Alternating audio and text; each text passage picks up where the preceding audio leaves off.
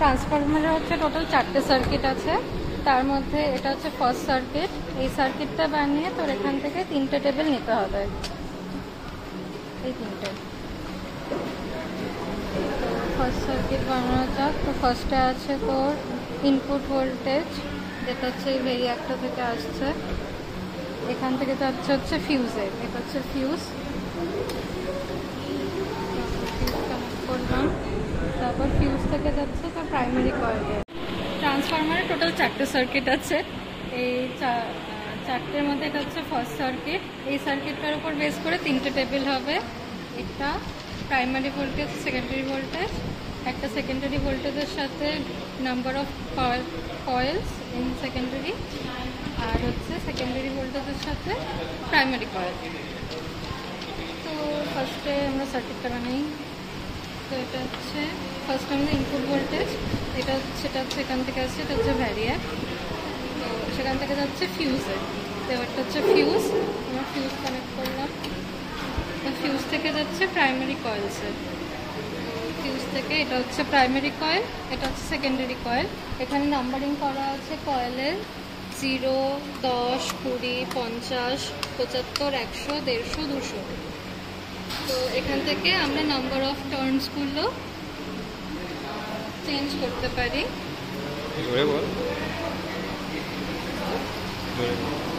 তো এটা হচ্ছে এখান থেকে 0তে দিলাম। এবার প্রাইমারি কয়েল থেকে নেক্সট হচ্ছে আবার একটা ভোল্টেজ, ইনপুট ভোল্টেজ। তো ফার্স্টে এখানে আমরা 150টা টার্ন নিচ্ছি, তো 150তে আরেকটা তার ঢোকাবো, এখান থেকে ইনপুট ভোল্টেজ আসবে।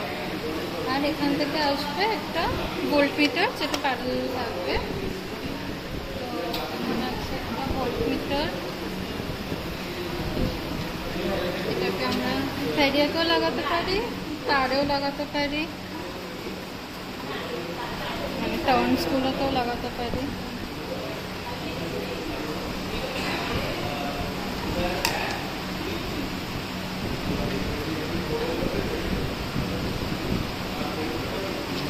এই ভোল্ট মিটারটা তো প্রাইমারি ভোল্টেজ নোট করবে, আর এদিকে সেকেন্ডারিতে তোর আরেকটা ভোল্ট মিটার লাগবে।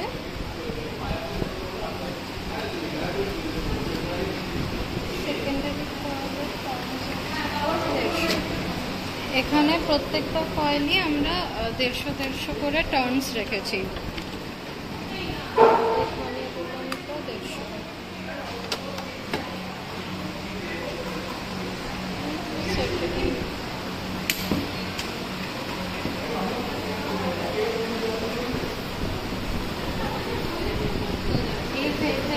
চেঞ্জ করে করে আমরা এখানে প্রাইমারি ভোল্টেজটা চেঞ্জ করতে থাকবো, দুই করে 20 অবধি। ট্রান্সফরমার প্রাইমারি ভোল্টেজটা কখনো 20 এক্সিড করবে না যে কোনো টেবিলের ক্ষেত্রে, আর সেক্ষেত্রে দুই করে বাড়াবার এখানে আমাদের যে সেকেন্ডারি কয়েলের ভোল্টেজটা সেটা আমরা নোট করতে করতে যাবো। এটা হচ্ছে আমাদের ফার্স্ট টেবিল। দেখবে কোনো চেঞ্জ হবে না, শুধু এখানে আমরা এই প্রাইমারি ইনপুটটা যেটা সেটা আমরা 20তে ফিক্সড করে দেবো।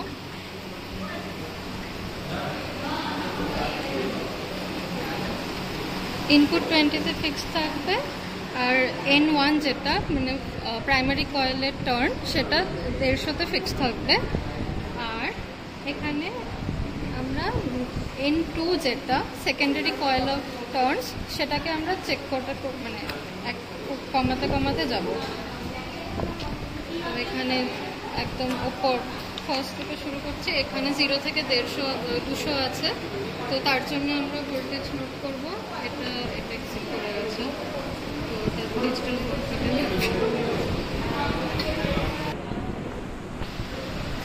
এটা 200 দিলাম, তারপর 150তে ভোল্টেজ কমেছে, এটা আবার চেঞ্জ করবো আমরা 100তে, তারপর ভোল্টেজ কমেছে। এইভাবে আমরা coil number of turns in coals change করতে করতে যাব, তার সাথে সেকেন্ডারি ভোল্টেজ নোট করতে করতে যাব। আর এখানে আমাদের দেখতে হবে তো সব ধরনের কম্বিনেশন যা যা হবে নাম্বার অফ টার্নসে সেটা সবগুলো আমাদের নোট করতে হবে মাইনাস করে করে। ঠিক আছে। এরপর থার্ড টেবিল আমাদের, সেখানে হচ্ছে প্রাইমারি কয়েল টার্নস, তার সাথে সেকেন্ডারি ভোল্টেজ নোট করব।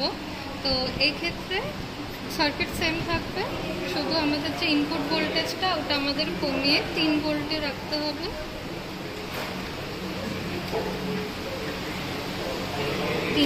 রাখতে হবে।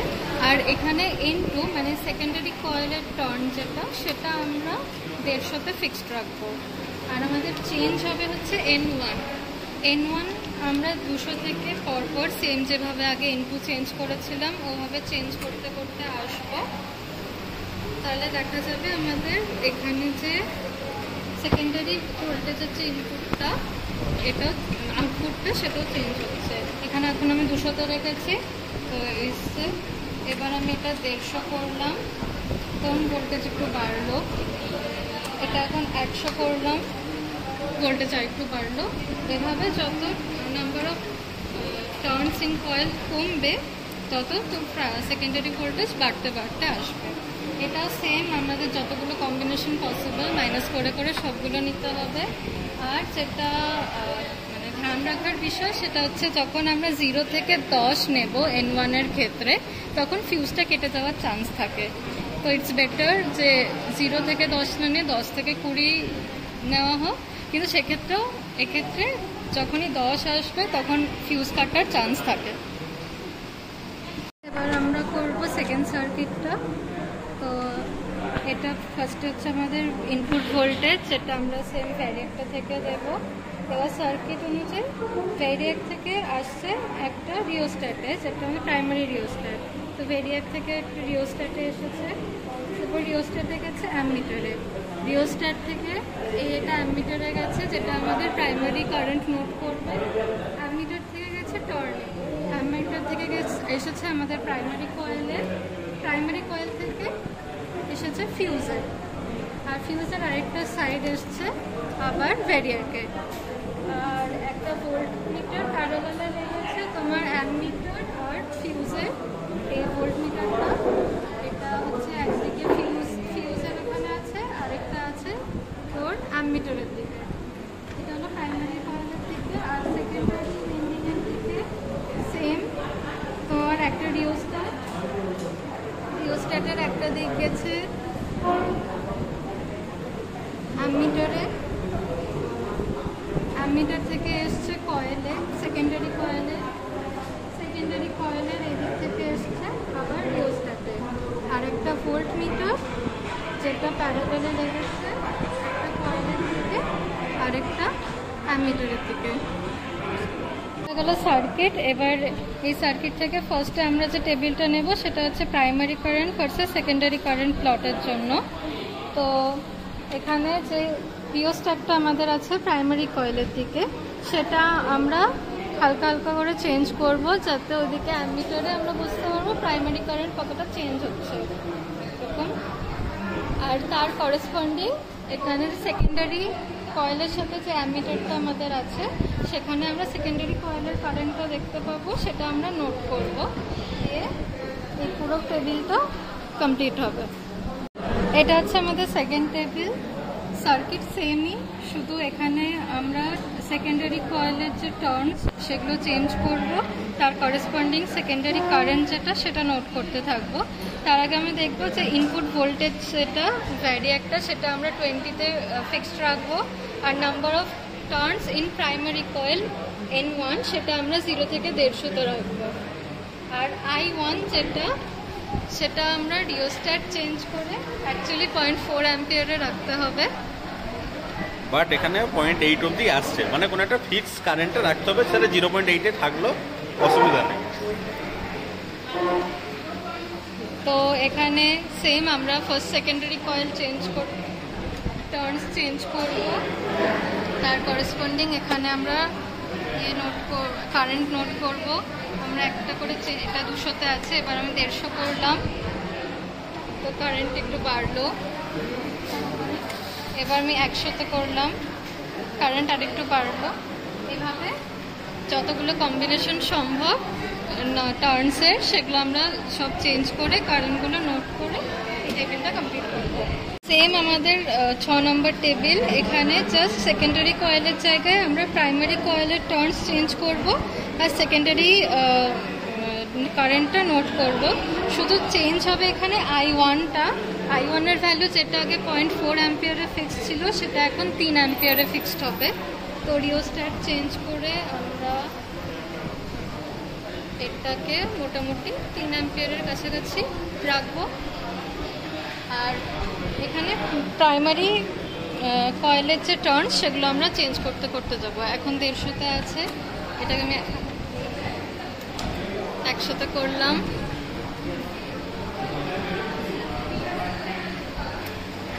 পঁচাত্তরে করলাম।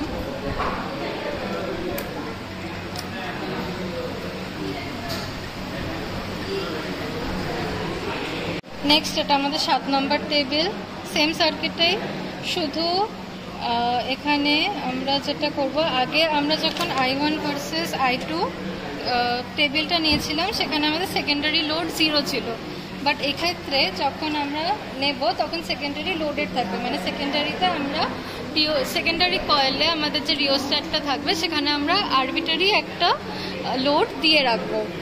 জাস্ট একটু চেঞ্জ হবে। তো এইখানে আমি হচ্ছে রিওস্ট্যাটের একটু লোড দিচ্ছি, একটা আরবিটারি লোড দিলাম, এটা একদম এই পয়েন্টে যেখান থেকে তার বেরোচ্ছে সেইটা হচ্ছে 0 রেজিস্ট্যান্স, তো মিডিলে নিয়ে গেলাম, এখানে একটা আরবিটারি লোড দিলাম। তারপরে সেম ভ্যালুটাই রিপিট করব। এখানে রিওস্ট্যাটটাকে চেঞ্জ করে, এখানে রিওস্ট্যাট চেঞ্জ করে আমি দেখতে পাবো এখানে আমার এটা হচ্ছে প্রাইমারি কারেন্ট আর এটা সেকেন্ডারি কারেন্টে চেঞ্জ হচ্ছে। আমি এখানে রিওস্ট্যাট চেঞ্জ করছি, সেমই টেবিল 1-এর মতো, কিন্তু একটাই ডিফারেন্স, যেখানে লোডটা আছে আর একটা লোডটা ছিল না। এটা হচ্ছে আমাদের 8 নম্বর টেবিল, এখানে আমরা পাওয়ারটা ক্যালকুলেট করব। তার জন্য আমাদের হচ্ছে primary voltage, primary current, secondary voltage, secondary current সব পরপর নোট করে দিয়ে যাব। সার্কিট সেম, ইনপুট ভোল্টেজ তোর 20-তে ফিক্স থাকবে, number of turns N1 N2 দুটোই 150-150-তে ফিক্স থাকবে।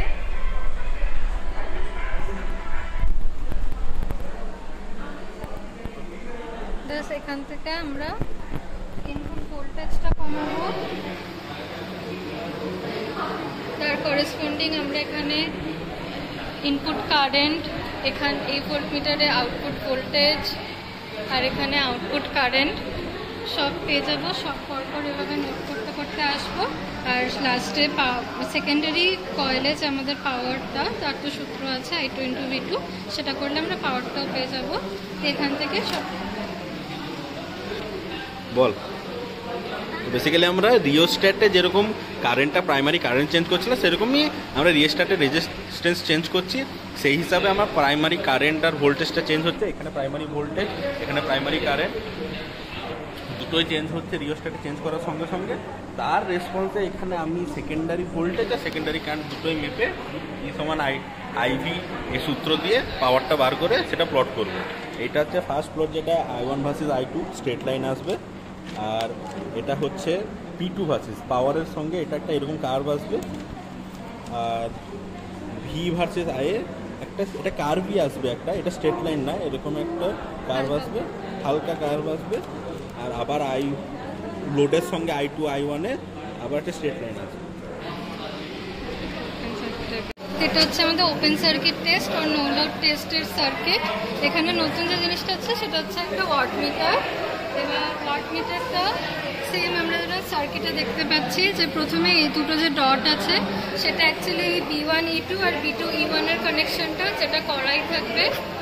আর তারপর আছে L, M আর COM, এই তিনটে পয়েন্ট, যেটা হচ্ছে পেছনেরগুলো L, M আর COM, এই তিনটে। আর এখানে একটা ভোল্টেজ রিডিং দেখতে পাচ্ছি আমরা 62.5 ভোল্ট, সেটা এখানে আছে 62.5 ভোল্ট, বাকি দুটো দরকার নেই আমাদের। এটা হচ্ছে ওয়াটমিটারের সার্কিটটা। এবার আমরা মেন সার্কিটে আসছি। এটা হচ্ছে L থেকে একটা আসছে অ্যামমিটারে, তো এখানে হচ্ছে L থেকে আমরা পাঠিয়েছি একটা অ্যামমিটারে।